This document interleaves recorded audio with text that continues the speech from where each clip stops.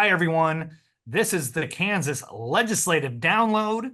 It's being presented by Renew Missouri, but we are doing it in conjunction with our friends and partners at the Climate and Energy Project. That is, I like to say, our sibling group in Kansas. We don't have a formal affiliation with them, but we work with them a lot since Evergy is actually Evergy and Liberty Empire are two utilities that have service territory in both states.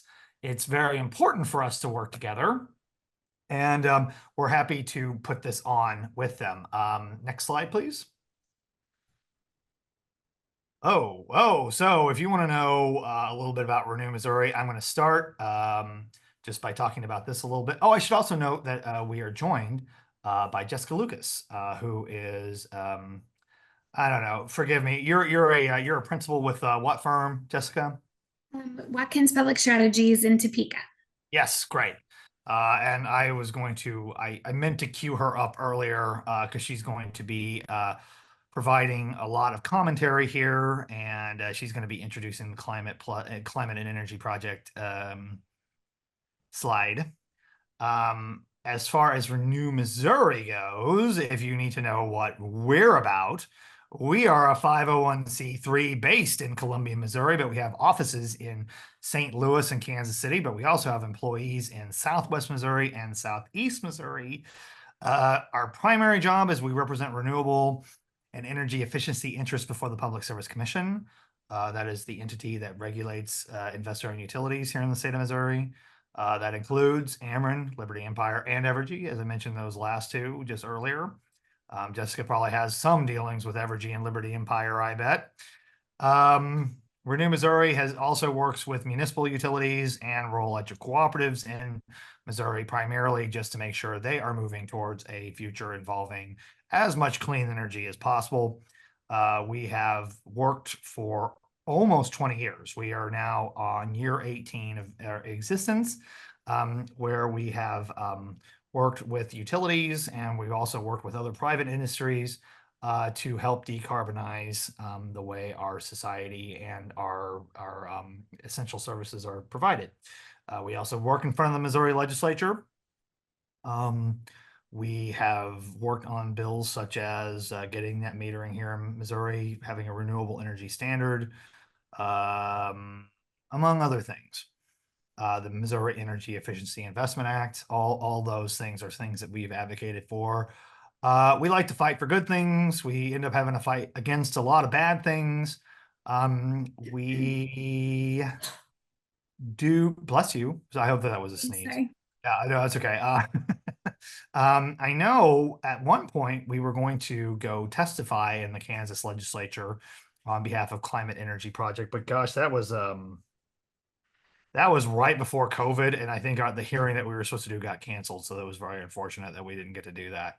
So that's Renew Missouri. So on the next slide, we'll talk a little bit about the Climate and Energy Project. Jessica? Sure. Hi, everyone. Jessica Lucas with Watkins Public Strategies. And that is a full service lobbying firm in Kansas. And we work with Dorothy Barnett at the Climate and Energy Project through a program that we stood up a few years ago called the Clean Energy Business Council. And so while the Climate Energy Project has a very broad view around equitable clean energy solutions and climate action, Clean Energy Business Council has really leaned into and is supported by members that are actually working in this space and making sure that at the State House, we were kind of meeting legislators where they're at, which is around that business message. And so supporting the men and women that are working in communities all across the state on renewable projects and making sure that there is value in the State House for that work and that the policies and that they have the tools that they need to be able to continue to do that work. So most of you probably know or have heard of Dorothy Barnett, who leads Climate and Energy Project, and I am fortunate to work alongside her in this work. And a couple of our members are on this call, so thank you and good to see you. And it's great to have all of you. Next slide, please. Oh, and here's the presenters. Well, Jessica, you were just talking. Do you want to introduce yourself? Yep. So I think the slide gives a little more color to that. But as I said, working in Topeka and have been doing so since 2013 on a variety of issues, and really excited. And we'll get into this as we get into more of the slides, but excited about where we are as a state. I think that we are in a place where we can be more effective than we've ever been able to be because of the leadership that's in place on both the House and the Senate with utilities, which has not always been the case in doing this work. So we're positioned in Kansas to, I think, do some good things. But as James mentioned earlier, a lot of times this work is also about defense, and we certainly will have to play defense moving forward. Yeah, thank you. And yeah, I'm James Owen. I'm the executive director of Renew Missouri. I have been the executive director of Renew Missouri since 2017, which is now feels like a very long time ago. It doesn't feel that way. It feels like I've just been doing this a couple of weeks. But before this, my experience in the energy field was as public counsel for the state of Missouri. If you know Kansas, the applicable office there in that state is CURB, the Citizens Utility Ratepayers Board. I think that's what it is, but it's basically the ratepayer advocate for the state of Missouri, and the public counsel is what we call that in Missouri. And I did that for a short period of time. I don't really know if there's more on that in a bit. I think I need to update that. We're not going to be talking about that much more. I guess I might bring that up. Again, I have been the executive director here for 7 years. I am a lawyer licensed in Missouri and Kansas. I went to law school at the University of Kansas, so I'm not a not a pure Missouri guy through and through. I did spend some time in the Sunflower State. I like to call myself a Mohawk. Is that a thing? I don't know if that's a thing, but I always think that that is a Missouri Jayhawk. And I am originally from Southwest Missouri. I'm from the Ozarks, where I was born and raised on a dairy farm. So I am also a farm kid at heart. So that's us. So why don't we start talking about the Kansas legislature in 2024? Some of you might have been on this on our webinar some time ago, back in August. Maybe that was July. That might have been July when we did that. Emily Weber, who is our Kansas City director, who is also a Missouri State rep, we did a legislative update for Missouri. We had initially proposed this Kansas legislative update for being in June of this year as part of a larger day-long event, but we did not get a lot of interest in that. Thankfully, we got a lot of interest for today, so we are going to do that here. So it might seem like the Kansas legislature's session, which I believe ends in April. You might be able to correct me if I'm wrong about that, Jessica. Is that when it ends, or is it in May? End of April, early May is typically the goal. Of course, this year we also had a special session related to tax policy, but nothing in regard to energy policy was discussed. Was that where they were trying to lure the Chiefs to Kansas? Successfully created a mechanism for the state to negotiate with the Chiefs. Yes. Okay, just checking. Just checking. Okay. Yeah, because in Missouri, we have to be done.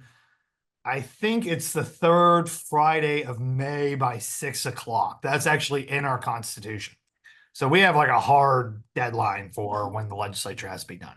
The governor can call special sessions.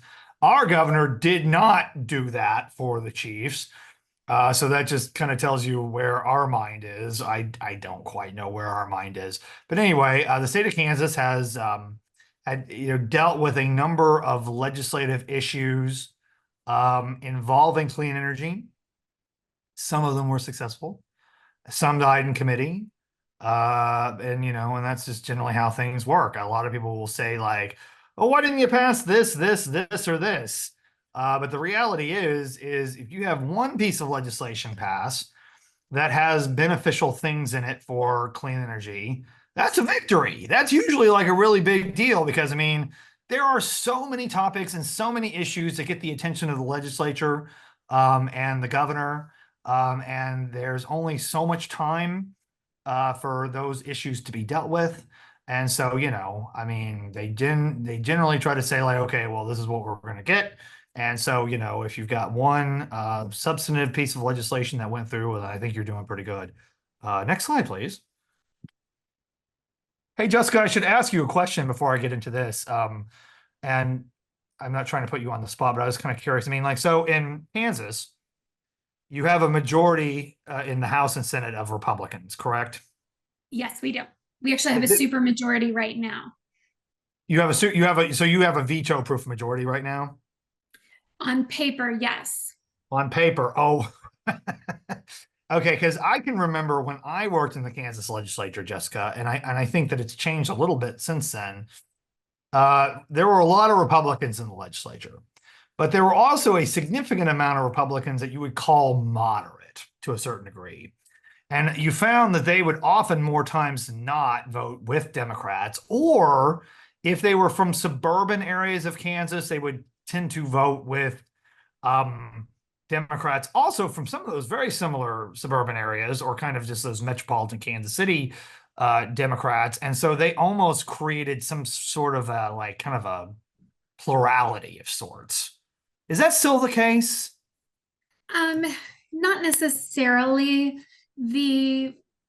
Again, there are 85 House Republicans and 84 is what you need to override a veto. Oh, There wow. are 29 Senate Republicans and 27 are what you need.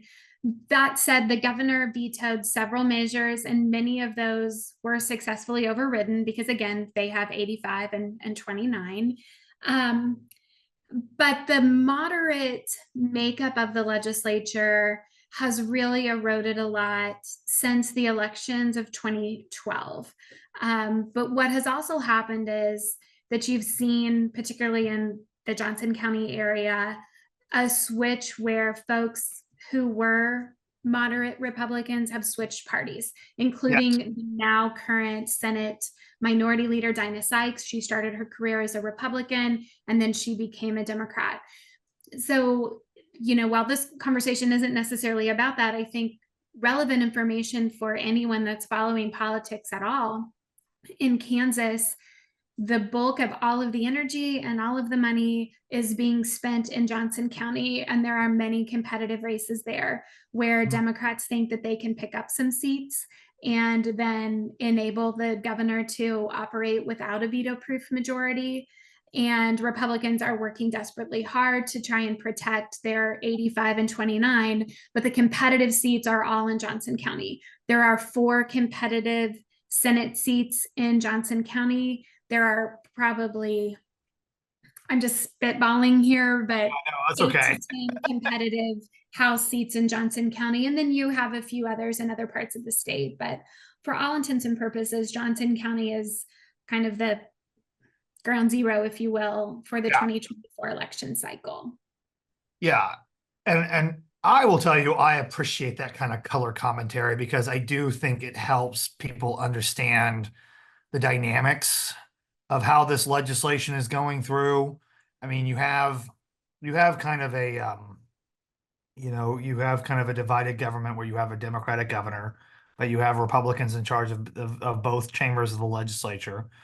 But you also have I would say, look, I worked in Kansas government and I worked in Kansas politics 20 years ago. And I don't know if it's that different, but certainly I think the dynamics involving the partisan designations have changed. I think you had a lot of moderate Republicans who don't see a place for moderate Republicans anymore in that party, and they've decided they want to be a Democrat because that is more aligned with what they see how they see the world.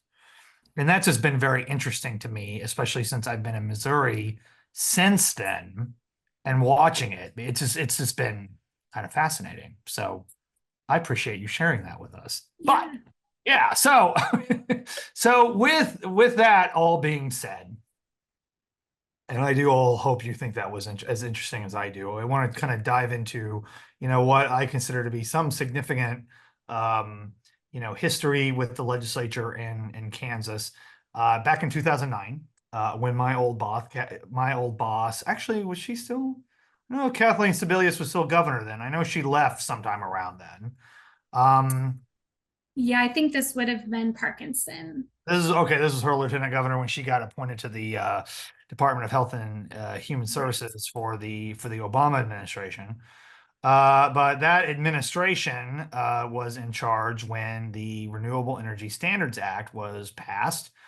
It required electric utility companies, other accepting municipalities to generate purchase 20% of its electricity from clean energy sources by 2020.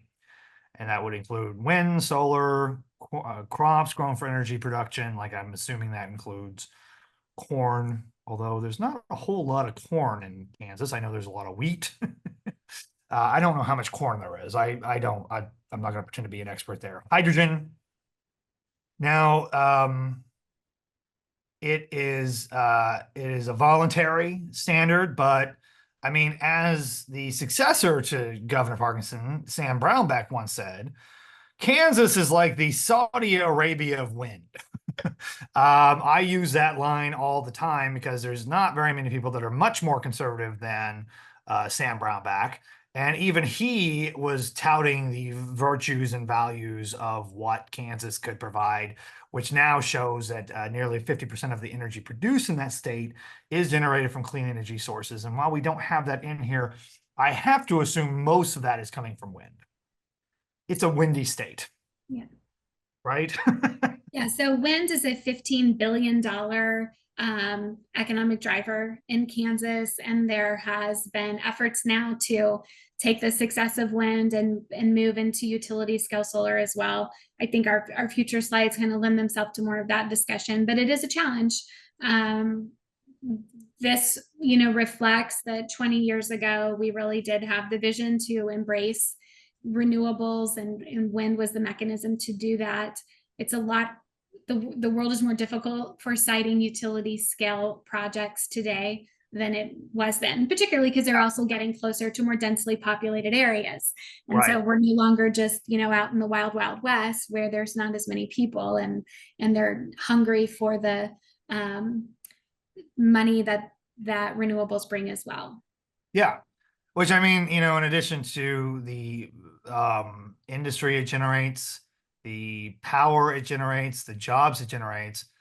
I mean, one thing I always try to tout, especially in rural parts of the state of Missouri, is the tax revenue it can bring into schools, road districts, bridge districts. Because I mean, like Kansas, Missouri has to face the fact that we're not seeing as much population staying in the rural parts of the state. It's just farming is not the industry it once was. It has become more automated, it has become more concentrated, and so it's tough to make a living as a traditional uh player in farming. I mean, that's what's been true in Missouri. I know that was an issue that Kansas was dealing with decades ago, and I doubt it's gotten easier since then. So, this is something that local communities can make money off of, yeah. So, a couple of things that I think are important takeaways in this regard.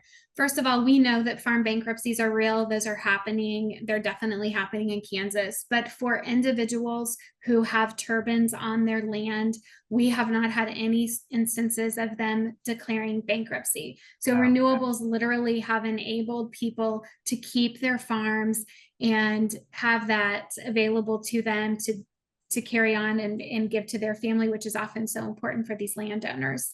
Yep. The other piece that is always a good example, Kingman County has a former legislator who now serves as their county commissioner, who was a huge advocate for renewables, a very conservative man by any measure, who recognizes the value. And he will tell you that they've been able to use that money that they get each year from NextEra and other developers to make investments in their fire and public safety, to make reductions in property taxes, and to, most importantly, not have to increase property taxes. And the fact is, without that, what would they do? And what else would come to Kingman if they weren't doing development projects. And he recognizes that there wouldn't be anything, certainly nothing that would bring those kind of resources. So as you're having those conversations and people are asking about the value, I think those are both two incredible examples of what renewables can bring, both to the individual property owner as well as to the community where those investments are made. Yeah, beautifully put. I mean, it is, for me, it is one of the real virtues of this work is trying to help revitalize some of those areas. And I think certainly in Missouri and Kansas, you can see the benefits of that in those parts of the state. So let's talk a little bit about like how we're trying to move forward or move backwards in that regard with some of these things that came up during the last session. Next slide, please. New solar laws. Jessica, you want to talk about 2527? Yeah, super excited to lead off on the element of this work that the Clean Energy Business Council was involved in. So the bill that we introduced that is profiled here was not actually House Bill 2527. That is all things that happen in this process. We had advanced legislation that ultimately got put into this bill, and this was the final vehicle. For several years, the Clean Energy Business Council has been working to improve net metering laws in Kansas. In 2015, I believe, I'm trying to think back, this was before my time, but there were negotiations on net metering that gave a lot of power, if you will, back to Evergy. And there was some criticism of our group that we were involved in those negotiations then. Again, that was before my time. But the fact is, sometimes you're just doing whatever you can to preserve the legislation. And so folks that worked on this issue were doing everything they could to at least make sure that net metering was still a tool. However, that legislation came with size limits, a sunset of 2030, and a cap as well. And so we have been working over the last few years to educate policymakers about the need to make a change. And what's been wonderful about the Kansas legislature is that we have a House Utilities Chairman, and now a Senate Utilities Chairman, who are open to having productive dialogue, who believe it's important that all sides are talking and working together. And so under their encouragement, particularly House Chairman Leo Delper-Dangs, we came together and had a series of meetings with our friends at both Evergy as well as the cooperatives and the municipal utilities. And what resulted in that specific legislation was 2527, which impacts only investor-owned utilities. There are still things we would like to do in regard to co-ops and munis, but for this legislation, we were successful in getting the size limits increased. So for both residential and commercial properties, you can put a larger size limit on. There's the formula, of course, for appropriately sized, and we now can see net metering generation go from 1% to 5%. There is no sunset. And we also have some language that provided some clarity around limited export or zero export systems. So very happy that we were able to come to agreement, get this across the line. It was productive dialogue. It was an example of what can happen when we are working together and, exchanging. I mean, Evergy we had good conversations about why Evergy needed things a certain way or how things worked, and our members got to talk about what they needed, and resulted in this part of House Bill 2527. Yeah, and in reading this and looking at this, I mean, one thing that it's great to see is this moving more in line with what we've had in Missouri. I know Kansas has had trouble with getting its solar industry, its distributed generation industry off the ground, just because there's been so many limitations on it, especially that 1% part. In Missouri, we have the 5%, increased share, which is something that's easy for us to track with the investor-owned utilities here in Missouri. Like that's something that is pretty available through the regulated utilities, but is a little harder to track through the municipal utilities and the co-ops. just because that those records aren't as public. But another thing that's interesting about the Kansas law, because we're dealing with this right now, the time of use rates. Because Jessica, one thing I would note is we've been in a fight with Evergy for a number of years about whether net metered customers in Evergy service territory can participate as time of use customers. They say it's not allowed by the statute. Our argument is that the statute says you treat net metered customers like you treat any other customer. If any other customer can do time of use rates, then net meter customers can as well. And I think we're actually at a point where that is going to be something that's going to be allowed in Missouri. It's just going to be a matter of the terms, how that's going to be done. I can't get into that too much because some of it's being in settlement talks. But it's good to see that that's being addressed in the statute, because I think it's something we've been fighting with the utilities for a number of years.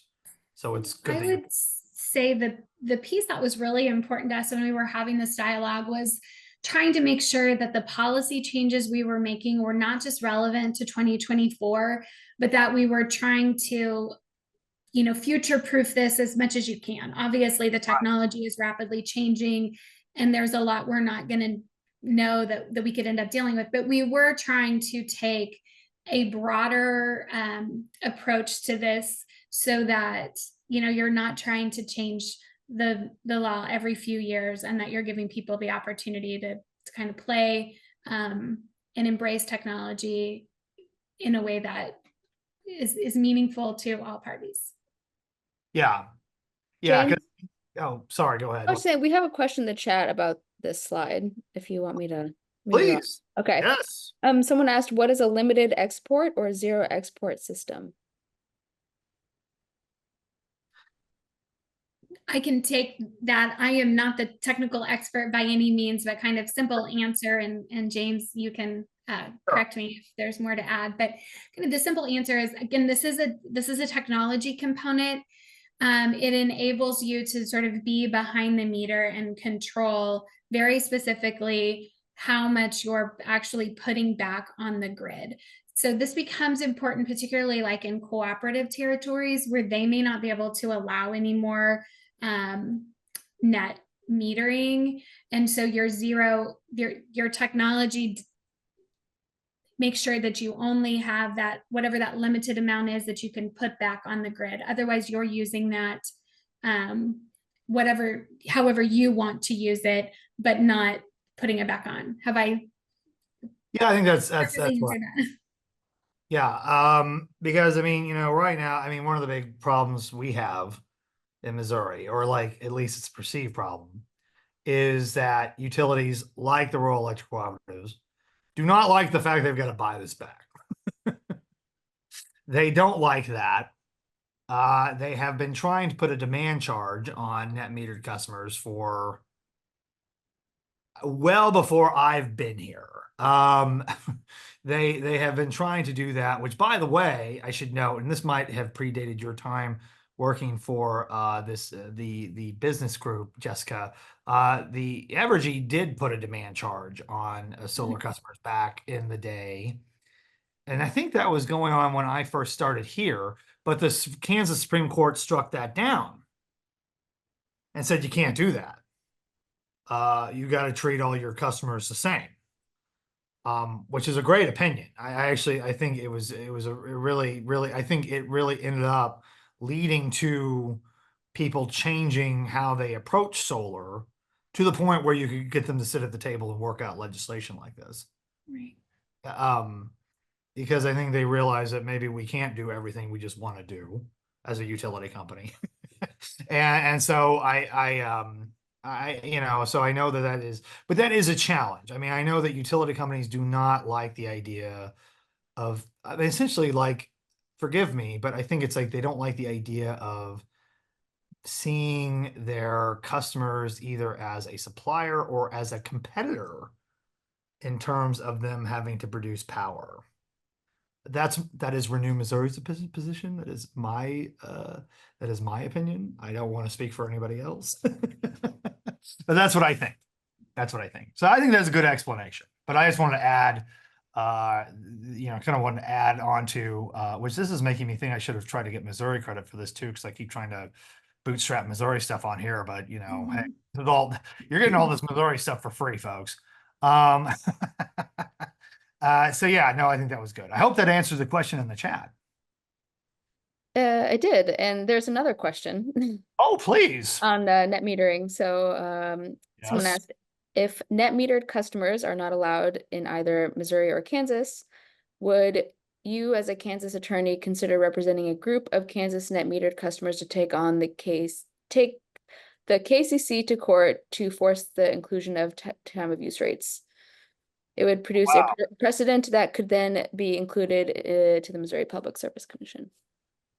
Well, okay, I don't see that question, but let me say this. I think based on the experience I've had under Missouri law, dealing through existing rate cases with Evergy, with Ameren, and keep in mind this is something that's been going on for several years over here. We've been trying to make this argument. We have finally gotten the commission in Missouri to say, yes, the law does apply net meter customers to use time of use rates. Having said that, I don't know where Evergy is over in Kansas in terms of where they have time of use rates implemented. And I bet Jessica might not know either because she doesn't really work in the regulatory side of this. Maybe she does. I don't want to speak for her. But I don't know where Kansas is on time of use rates, at least with their Evergy customers. Maybe the person that's asking this question could answer that in the comments. I'll just be honest with you. I have not been following it closely enough to know where Evergy is over in Kansas on TOU rates. Yeah, I don't have any insight into that. Okay, well, I don't know if we can answer this person's question. However, what I would say to this person is they have my email address in the chat. They want to email me after this is over. I will see what I can do. I don't spend a lot of time in Kansas doing KCC work because Dorothy and her group they have an excellent lawyer who does a lot of this work for them. So I don't have to be involved in Kansas because they're doing a great job. I have been involved with some of Dorothy's. I keep saying Dorothy, climate and energy projects cases as an expert witness in terms of trying to illuminate the Kansas Corporation Commission on how things work in Missouri, especially in Evergy cases, because I think that sometimes you can point to what one state is doing in Evergy service territory and then say to say Kansas, well, look, it's going well in Missouri, or it's not going well here. You should do what they're doing in Missouri, or you shouldn't do what they're doing in Missouri. So, that's to the extent of my involvement with KCC stuff. That has been where it is. I mean, but I'm happy to talk to whoever offline. I don't know enough about what the status of all of that is over there. The But same person also asked, is that Bob I of Lawrence? oh yeah, well no, Bob used to do work for Climate and Energy Project. I don't know if he retired. She now uses a lawyer out of Johnson County named Tim Laughlin.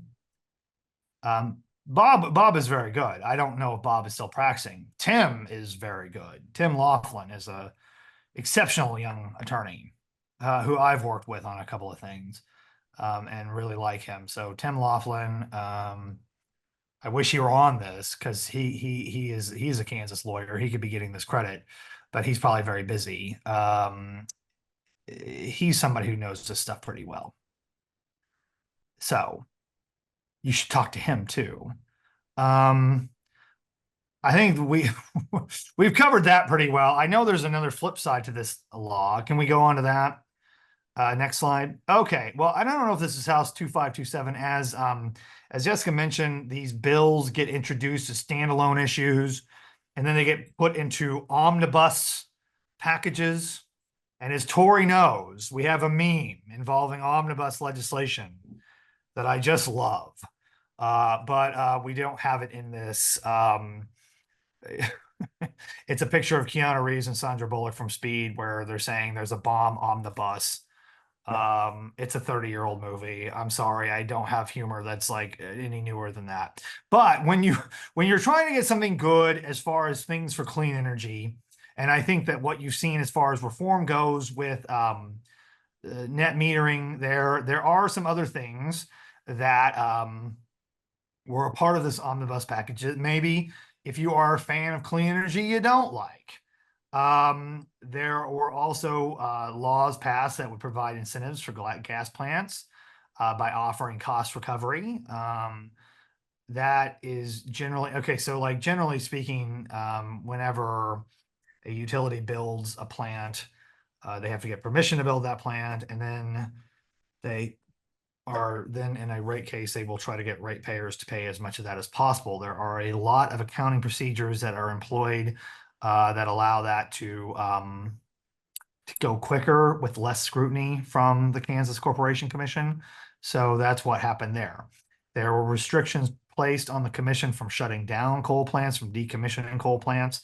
One thing I can tell you going on in Missouri right now is we just passed a law 3 years ago in Missouri on the concept of securitization, which helped incentivize utility companies to shut down coal plants. We were very proud of that legislation.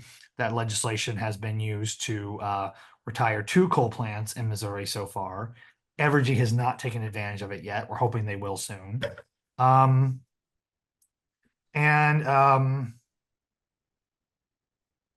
Oh, and then there's also this thing about shutting down coal plants. I guess retirement of coal and nuclear units, that would be a separate issue than just simply shutting down a coal plant. As a lot of people know, coal plants have multiple units, multiple generation equipment. So this was also put restrictions on that.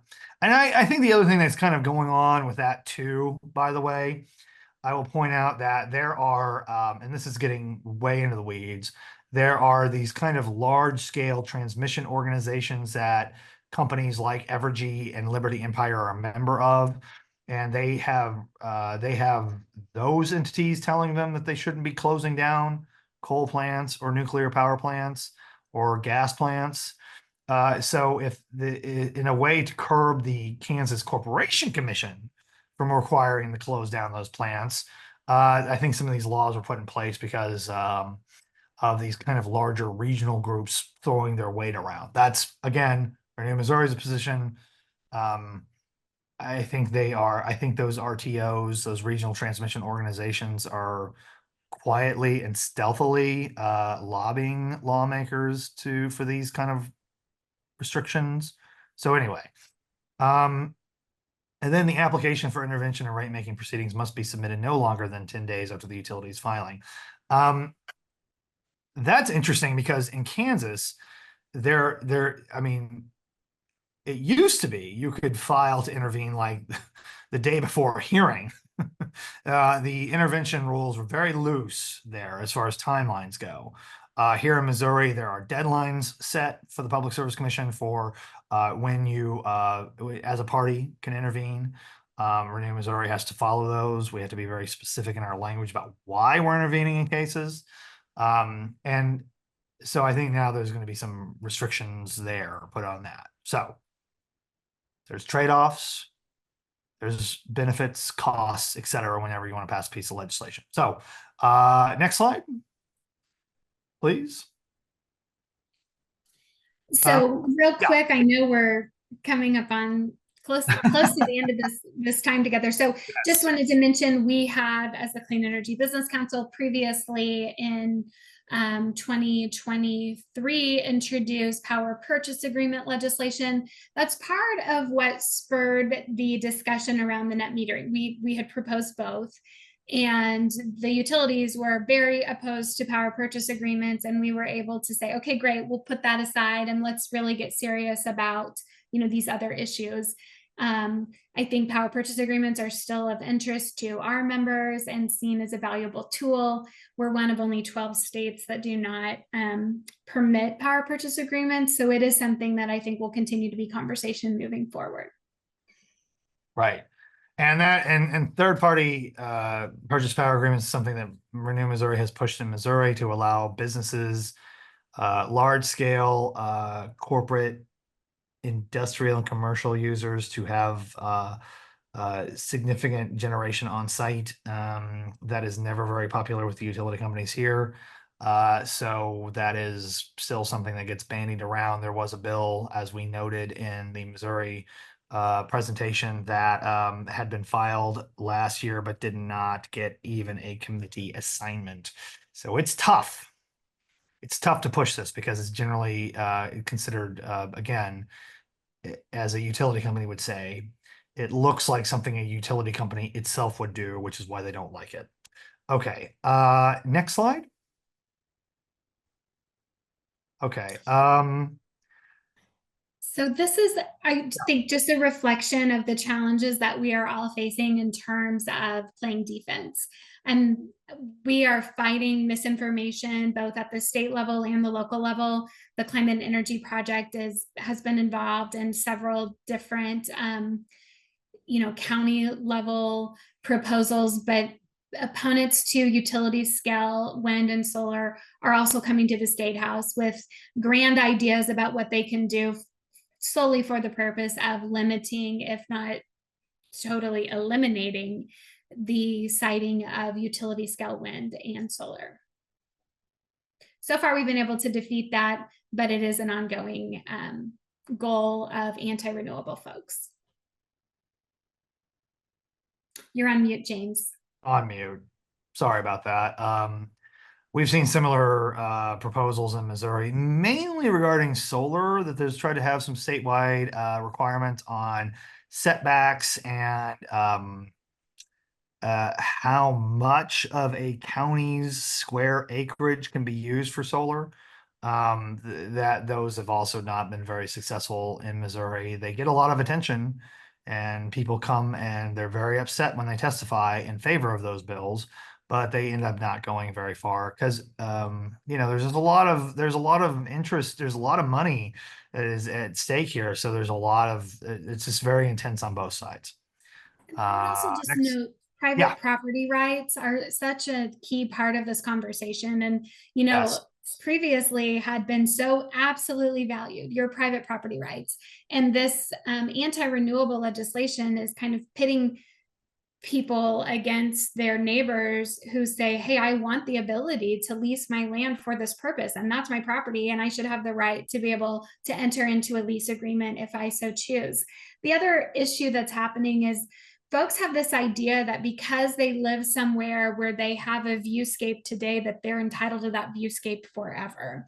And the reality is, like, if you want to look out at wide open spaces, you need to own the land. There's no guarantee. And I understand the discomfort with that, and not wanting to lose a sight line, but also, if you own that property, we have always valued your ability within reason to do what you would like with that. And then that's part of the, crux of the argument that's happening now in regard to this private property versus people's fears, misinformation, and just this idea that, I want my area to look the same as it's always looked.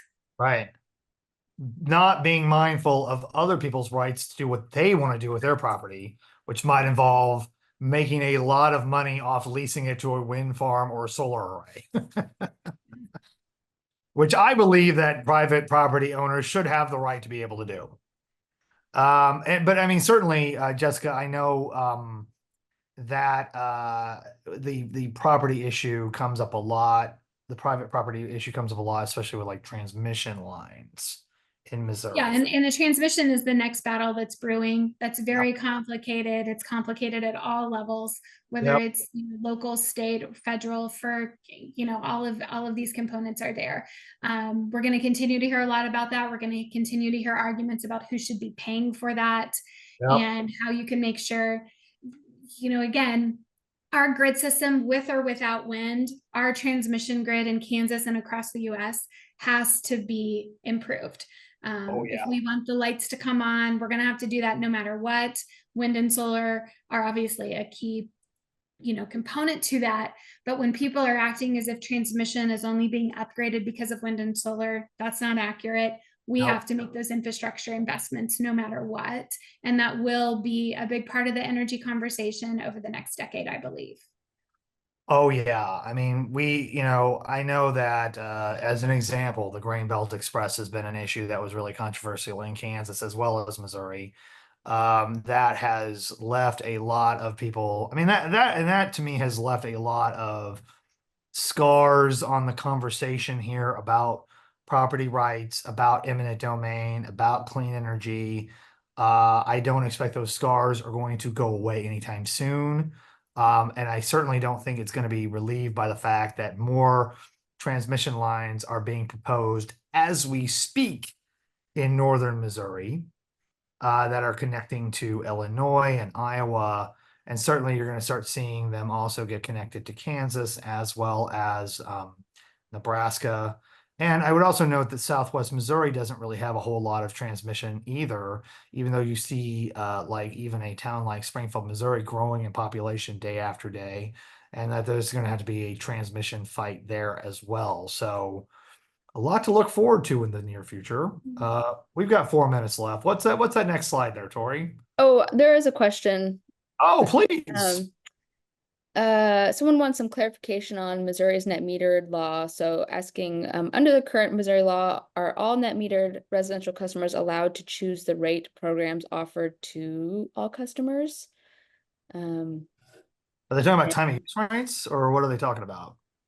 I'm not sure. Tell Maybe me that would be a question that someone Perhaps in the interest of time, that question can be directed directly to James with more specificity, and we can move through. Sure. Yeah, because we got stuff to promote. Oh, we got all this other stuff too. Oh my gosh. I think the important thing from this slide is simply that, consumers or, regular people were very successful in raising the issue of HOA restrictions on solar, which prompted some legislation similar to what Missouri has that at least got a hearing. Again, that's going to be a heavy lift in Kansas, but the dialogue has begun, and that's largely been just because of the power of the people. And so we will see if that continues to move forward. Yeah. And even though we do have that law in Missouri, there are still questions of interpretation on that law, which Renew Missouri is also involved with because we litigated that matter last year and now it's being appealed by us, which means we lost at the trial court level. But again, I can answer questions about that offline. You also, and another thing on some of these other bills, and this or something similar that we had in Missouri as well about solar or wind being using eminent domain to take over someone's property, either as an easement or whatever. Which to me, it's like I can't think of a lot of examples where solar or wind have done that. But there was one bill that Senate Bill 457 prevented solar development from utilizing eminent domain to match the treatment for wind development, passed with no opposition. But with support from groups like Farm Bureau. Farm Bureau very much on the forefront of dealing with eminent domain issues in the rural parts of the state, as well as having some concerns about the efficacy of renewable energy. Okay, enough of this palabble. Let's get to like what we want to do. Jessica, where was that at? There's an event that Climate Energy Project was wanting to promote. Yes. So we are with the Clean Energy Business Council with the Kansas Department of Commerce is bringing back the Kansas Energy Conference, Future Forward. It's going to happen in Manhattan, November 18th and 19th. So anyone that's looking to have more of these conversations on a variety of things related to the renewable economy would encourage you to join us for that. Pulsanelli, NextEra, and ITC are kind of the tier sponsors, if you will, and again, Department of Commerce and our organization leading that effort. And I will say, it's not very often you'll hear a KU grad say it. Manhattan is a very nice town, and so you should go spend some time there. So if you're able to do that on November 18th and 19th, which I believe is deer season here in Missouri, so that's going to be tough for some people, but you should go. And from our end, Renew Missouri is having its advocacy conference we're having that on October 19th from 9 a.m. to 2:45 in Ozark, Missouri. This is our inaugural advocacy conference. We're trying to find folks from rural electric cooperatives and municipal areas that might want to learn more about how to get involved and be a clean energy advocate in their community. So we'd love to have you. And you can register. I don't know if you can click on that, but I guess we'll send out these slides, won't we, Tori? Yes, and recording, and you can click on that link and it should Oh, take. good. Okay. Well, it's interactive. It's the wave of the future. Are there any other questions? I don't think so. I didn't see any other in the chat, so. No? Does anybody have any Or- questions? Are they saving it for the end? Are they saving it for like the big finale? Because I mean, we have hit our 50 minutes. But I want to make sure that because part of what we put in there was questions. So I want to make sure that we answer them.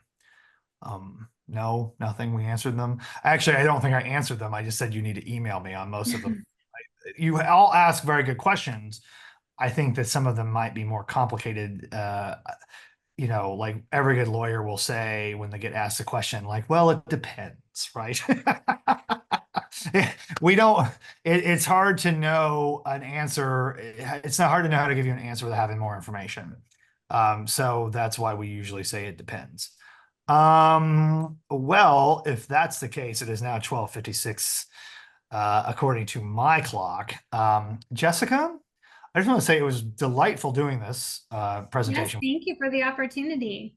I hope we get to more chance to work together in the future because it's been great. And I do love working with my friends over in Kansas. I wish I could do it more often.